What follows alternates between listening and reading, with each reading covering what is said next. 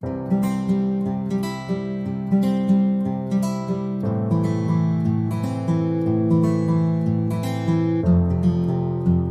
hoje nós vamos tratar em Neemias, do capítulo 13, de 23 a 31, a mensagem com o tema Como manter o casamento, lições do passado para o presente. Muitos casamentos têm sido desfeitos nesses tempos de confinamento de uma pandemia. Na verdade, o que estava ruim tende a piorar e a chegar a extremos que são insuportáveis. Já de algum tempo atrás, as estatísticas têm mostrado que tem havido um divórcio para cada 3 casamentos. E o que se detecta nesta geração pós-moderna é que o casamento está longe de atingir os objetivos propostos por Deus, aquele que instituiu o matrimônio. Quais as razões do declínio do casamento? A primeira razão é a vida espiritual, ausência de oração, ausência de estudo da Bíblia, relaxamento na aplicação dos princípios de Deus no dia a dia. Em segundo lugar, o declínio relacional, a diminuição das carícias do casal, a ausência do afeto físico, do afeto verbal, palavras duras, palavras ásperas, atitudes até inconvenientes, como a daquele tipo, se eu vou me separar de você, ou o filho que diz então aos pais, eu não pedi para nascer, são coisas que jamais se deveria falar. Isso resulta também no rudecimento da relação, a falta de perdão, quer dizer, as pessoas vão empurrando o casamento com a barriga, vão empurrando a família com a barriga. E isso leva a também uma terceira consequência, a questão do declínio, o declínio funcional. O casamento, então, perde a sua função como célula máter da sociedade e perde, então, a sua cosmovisão bíblica, a sua visão bíblica de mundo, ou a visão bíblica do que Deus fez para o homem e para o mundo que ele criou. Em quarto lugar, o declínio sexual. A procriação da raça humana e a felicidade do casal deixaram de ser os objetivos traçados por Deus, mas o sexo agora virou uma escolha. Inclusive, as pessoas resolvem escolher o sexo que desejam. Absurdo, quando Deus criou homem e mulher, assim Jesus disse quando afirmava sobre o casamento. Mas o que fazer diante do declínio desse casamento nos dias atuais? E como manter num contrato social através do casamento? O texto de Neemias, aqui no capítulo 13, no verso 23 a 25, diz: vi também naqueles dias que judeus haviam casado com mulheres asdoditas, amonitas e moabitas. Seus filhos falavam meio asdodita e não sabiam falar judaico, mas a língua do seu respectivo povo. Contendi com eles e os amaldiçoei, espanquei alguns deles, e lhes arranquei os cabelos e os conjurei por Deus, dizendo: não dareis mais vossas filhas a seus filhos, e não tomareis mais suas filhas, nem para vossos filhos, nem para vós mesmos. Como a palavra de Deus estava orientando na lei de Moisés, Êxodo 34, os versos 11 a 16, e Deuteronômio 7, de 1 a 5. O Sire Barber, quando analisa no seu livro sobre Neemias e a liderança a dinâmica da liderança eficaz, ele diz que em suas andanças Neemias ele descobre que os judeus têm se casado com mulheres asdoditas, amonitas e moabitas. E aparentemente é a velha história das coisas proibidas serem mais atraentes do que as que estão regulamentadas para o seu bem.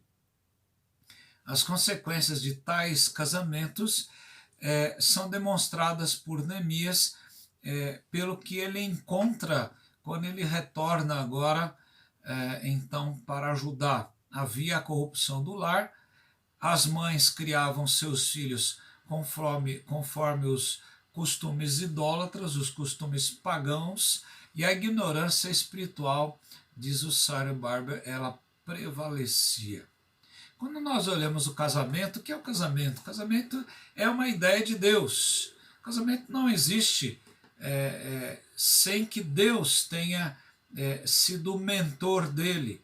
E ele só funciona quando é reconhecido como tal. O Dr. Van Groningen, quando fala no seu livro Família da Aliança, ele diz que o casamento não é algo temporário, nunca é uma tentativa temporária, diz ele, ou um experimento com um final em aberto.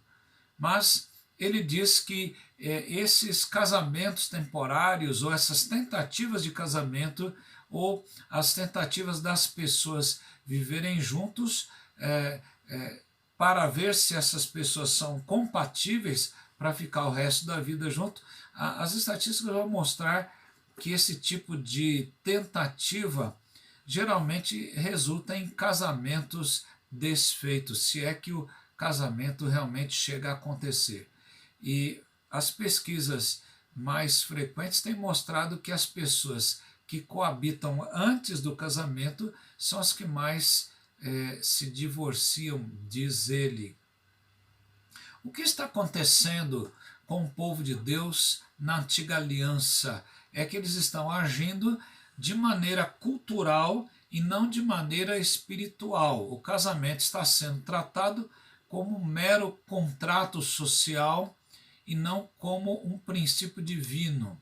O casamento ele deve ser considerado como um pacto entre duas pessoas e Deus. Na verdade, são três: o homem, a mulher e Deus. E aquilo que Deus ajuntou, de Jesus, não separe o homem. E o lar deve ser a base da sociedade, a estrutura sobre a qual a nação vai se construir. E qualquer desvio desse ideal, ele só pode ser visto como um efeito destruidor de todas as envolvidas. Isso vira uma guerra, na verdade, quando cada um tenta colocar sua própria maneira de viver sem nenhum princípio, somente na base das emoções. E o cristianismo ele trabalha na base de princípios e não apenas de sentimentos, embora eles sejam necessários, o amor, o sentimento que deve prevalecer, o fato do amor. Quem ama faz alguma coisa pela outra pessoa. Jesus afirmou os princípios do casamento quando os fariseus tentaram com que ele caísse ali numa pegadinha acerca do divórcio. Lá em Mateus 19, dos versos 4 a 6, Jesus diz: o Criador, desde o princípio, os fez homem e mulher. Gênesis 1:27 e Gênesis 5:2, ele está citando. E que disse: por esta causa deixará o homem pai e mãe e se unirá à sua mulher, e tornando-se os dois uma só carne. Então ele diz aos fariseus: não foi isso que Deus disse? E eles conheciam a lei, eles sabiam que era de fato assim mesmo. E ele então está citando aqui no finalzinho Gênesis 2:24. E agora ele conclui dizendo: de modo que já não são dois, porém uma só carne. Portanto, o que Deus ajuntou, não o separe o homem. O casamento é considerado como um pacto entre duas pessoas e Deus. Olhamos isso em Provérbios 2:17, Ezequiel 16:8, Malaquias 2:14, e o lar deve ser a base de uma sociedade. Você quer uma sociedade salutar, essa instituição, esse pacto de duas pessoas que se amam com Deus deve ser a base do casamento e a base da célula mãe da sociedade, o casamento. E qualquer desvio desse ideal só pode ter um efeito ruim em todas as pessoas que estão, na verdade, envolvidas.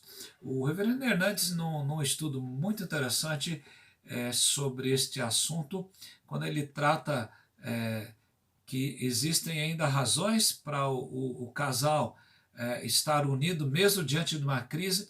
Ele diz que o próprio Deus estabeleceu e instituiu e ordenou o casamento desde o início da história humana. Gênesis 2, 18 a 24 revela que o casamento nasceu do coração de Deus quando não havia legisladores, nem leis, nem Estado, nem igreja.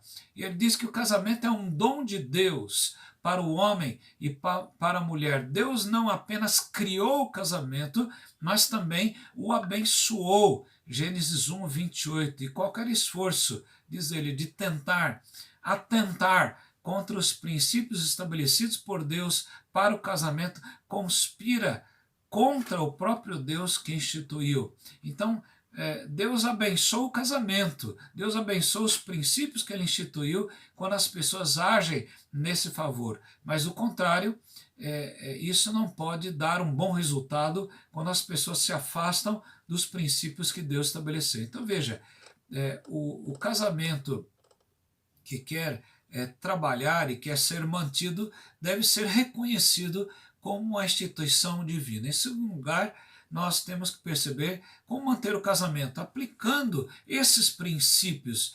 Não é possível que as pessoas que cresçam num país que é chamado de cristão, onde temos mais de 70%, quase 80% de cristãos, é assim que o censo do IBGE sempre tem colocado, é inconcebível que as pessoas não apliquem os princípios que estão vendo, desde crianças, aprendendo nas igrejas, esses princípios que estão aprendendo acerca do casamento. No verso de número 26 desse texto de Neemias 13, o servo de Deus Neemias diz: não pecou nisto Salomão, rei de Israel? Todavia, entre muitas nações não havia rei semelhante a ele, e ele era amado do seu Deus. Segundo Samuel 12, 24 a 25. E Deus o constituiu rei sobre todo Israel. Não obstante isso, as mulheres estrangeiras o fizeram cair em pecado. 1 Reis, capítulo 11, de 1 a 8, retrata isso. E o verso 27, ele conclui: dar-vos-íamos nós ouvidos para fazermos de tal este grande mal, prevaricando contra o nosso Deus, casando com mulheres estrangeiras, isto é, aquelas mulheres idólatras, cuja idolatria afrontava o Deus vivo e verdadeiro. Então, não adianta você conhecer a doutrina do casamento se você não coloca essa doutrina em prática. É preciso colocar em prática os princípios do casamento.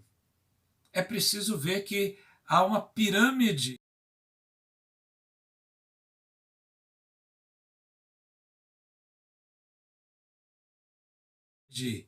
onde começa Deus e depois vamos ver aqueles que Deus chama, o homem como cabeça do lar, a mulher como submissa, os filhos. Então nós temos uma relação que está formada nesta pirâmide, onde Deus é aquele que é o instituidor do casamento, onde Cristo é o cabeça do marido e o marido cabeça da mulher, como Paulo fala aos Efésios. Então, não adianta você saber que isso está na palavra ou não até aceitar aquilo que está na palavra.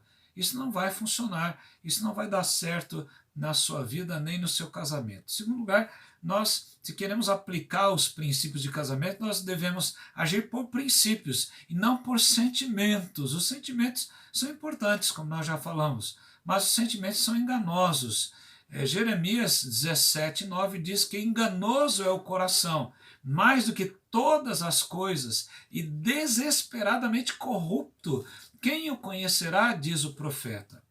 Em 1 Reis, capítulo 11, no verso 4, quando registra a vida de Salomão, já na sua velhice, quando ele tem 700 princesas e 300 concubinas, um harém com 1000 mulheres, e a maioria delas sendo idólatras egípcias e de todo tipo de mulher. O texto diz então, em 1 Reis 11:4, sendo já velho, suas mulheres lhe perverteram o coração, quer dizer, ele agiu por sentimento, e esse sentimento lhe perverteu o coração. E o texto diz: as suas mulheres lhe perverteram o coração para seguir outros deuses, e o seu coração já não era de todo fiel para com o Senhor, seu Deus, como fora o de Davi, seu pai. Então, na verdade, não colocar os princípios em prática, os princípios são conhecidos de um povo que é chamado cristão, como é o povo brasileiro, isso é um contrassenso, isso traz o resultado que nós estamos vendo. A terceira lição que nós percebemos, não só nós reconhecendo o casamento como uma instituição divina e também aplicando na prática aquilo que nós já sabemos sobre o casamento, está na palavra de Deus, mas agindo também com firmeza e com piedade, quer dizer, a ideia de sermos firmes, mas sermos leves ao mesmo tempo. Será que isso é possível? Aqui no verso 28, do capítulo 13 de Neemias, diz que um dos filhos de Joiada, filho do sumo sacerdote Eliasibe, era genro de Sambalate, o horonita, pelo que afugentei de mim, diz ele. Lembra-te deles, Deus meu, pois contaminaram o sacerdócio, como também a aliança sacerdotal e levítica. Limpei-os, pois, de toda a estrangeirice e designei o serviço dos sacerdotes e dos levitas, cada um no seu mistério, como também o fornecimento de lenha em tempos determinados, bem como as primícias. E ele termina o livro de Neemias dizendo: lembra-te de mim, Deus meu, para o meu bem. Cyril Barber, um bom autor que estamos estudando, diz que ao fazer estas reformas, Neemias percebe que terá que confrontar a casa do sumo sacerdote Eliasibe. Durante a sua ausência na Babilônia, o neto de Eliasibe se tinha casado com a filha de Sambalá, o horonita, e os regulamentos especiais governavam o casamento de sacerdotes, especialmente daquele que um dia poderia ser o sumo sacerdote. E era proibido o sacerdote casar-se com pessoas que não fossem do povo de Deus. E Neemias, então, cuida deste transgressor da lei, repreendendo, afugentando da sua presença. E a tradição diz que o nome desse homem se chamava Manassés. Não é aquele da tribo de Manassés, é outro. E que quando afugentado da presença de Neemias, ele foi ao seu sogro em Samaria e iniciou um sistema rival de adoração no Monte Gerizim. Então você pode perceber, aí vem a raça dos samaritanos, odiada então pelos judeus. Os judeus chamavam os samaritanos nos tempos de Jesus de cão samaritano, um animal que tinha em grande quantidade no Império Romano, nas ruas, mordiam as pessoas e faziam arruaças, então eram muito desprezados. Então veja a que ponto chegou então o sacerdócio no tempo aqui de Neemias, mas ele age com firmeza e com piedade. Ele mostra que é preciso se lembrar de Deus nessa oportunidade. E por duas vezes Neemias diz: lembra-te deles, Deus meu, pois contaminaram o sacerdócio, como também a aliança sacerdotal e levítica. E no finzinho ele diz: lembra-te de mim, Deus meu, para o meu bem. Então, a ideia de que não somente aqueles que pecaram, que erraram, mas também com os quais nós agimos com firmeza e com piedade, mas também a nossa própria vida, que podemos estar errando de alguma forma ou desagradando o nosso bom Deus. Como é que nós aplicamos esse texto bastante complicado aqui de nós tratarmos? Bom, primeiramente na Bíblia, nós temos que reconhecer que o casamento é uma instituição divina. Não só para os judeus ou para a visão judaico-cristã ou a cosmovisão judaico-cristã, mas reconhecer que o casamento é uma instituição divina para todo mundo, para toda a sociedade, em todas as épocas. Segundo, aplicar esses princípios de Deus para o casamento, para a família. Quantas pessoas estão sendo destruídas porque não aplicaram isso? Em terceiro, agir com firmeza, mas também com piedade, com amor, não é? Prestando atenção naquilo que estão fazendo. O divórcio não é a solução, é uma fuga. Jesus disse para os fariseus que o divórcio nunca foi uma ordenação divina, mas uma permissão, dada a dureza de coração, como Moisés então disse ali na lei. O divórcio ocorre porque os corações estão empedernidos, estão endurecidos. E a dureza de coração ela se dá quando a pessoa tem a indisposição de obedecer a palavra de Deus. É a indisposição de perdoar o outro, de restaurar o relacionamento, de recomeçar o relacionamento conjugal de acordo com os princípios da palavra de Deus e do próprio Deus dessa palavra. Será que você está disposto a manter o seu casamento? Será que uma doença, uma pandemia vai fazer com que o seu casamento venha a se esfacelar? Ainda há tempo de você colocar isso na sua vida. Reconheça o Senhor nos seus caminhos. Vamos ler alguns textos importantes aqui que reforçam estes princípios. O primeiro texto é o texto de Efésios, no capítulo 5, 22 a 23. As mulheres sejam submissas ao seu próprio marido, como ao Senhor, porque o marido é o cabeça da mulher, como também Cristo é o cabeça da igreja, sendo este mesmo o Salvador do corpo. Verso 25, Paulo diz: maridos, amai vossa mulher, como também Cristo amou a igreja e a si mesmo se entregou por ela. No capítulo 6 ele fala então aos filhos, como os pais devem tratar os filhos e os filhos aos pais. Filhos, obedecei a vossos pais no Senhor, pois isto é justo. Honra teu pai e a tua mãe, que é o primeiro mandamento com promessa, para que te vá bem e sejas de longa vida sobre a terra. E vós, pais, não provoqueis vossos filhos a ira. E olha o que ele diz aqui: mas criai-os na disciplina e na admoestação do Senhor. Quando olhamos o apóstolo Pedro, que escreve aos cristãos perseguidos aqui pelo imperador romano, ele está dando algumas instruções aqui no capítulo 3. E ele diz nos 2 primeiros versos desse capítulo: mulheres, sede vós igualmente submissas ao vosso próprio marido, para que, se ele ainda não obedece à palavra, seja ganho sem palavra alguma por meio do procedimento de sua esposa, a observar o vosso honesto comportamento cheio de temor. No verso 7 ele fala aos maridos: maridos, vós igualmente vivei a vida comum do lar com discernimento e tendo consideração para com a vossa mulher como parte mais frágil. Tratai-a com dignidade, porque sois juntamente herdeiros da mesma graça de vida, para que não se interrompam as vossas orações.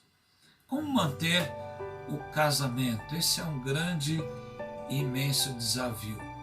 Só pela graça do Senhor. Depois de 40 anos de casados, eu e minha esposa sempre reconhecemos isso. Não estamos juntos porque nos amamos. Essa é uma das questões. Mas estamos juntos pela graça de Deus que está em nós. Que a graça de Deus também esteja na sua vida, no seu casamento. Se você é viúvo, é separado, ou você ainda não é casado, ou se você está noivo, aplique isso na sua vida. Compartilhe com algumas pessoas essa mensagem. Temos muitas pessoas que estão pensando em se separar desse tempo de pandemia.